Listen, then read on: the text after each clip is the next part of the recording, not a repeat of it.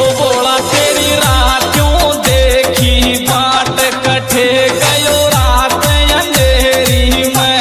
हो बोला तेरी राह क्यों देखी बाट कटे गयो रात अंधेरी में। हे गोरा हे भगत बुलावे सावन में उड़े